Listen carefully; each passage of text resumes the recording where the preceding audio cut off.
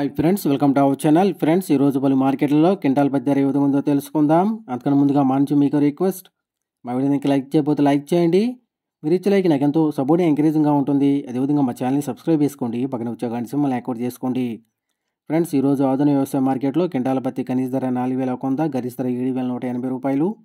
ఖమ్మం మార్కెట్లో క్వింటాల్ పత్తి కనీస ధర 5,000, గరిష్ట ధర 6,500. చిట్యాల మార్కెట్లో క్వింటాల్ పత్తి కనీస ధర 6,500, గరిష్ట ధర 6,620 రూపాయలు.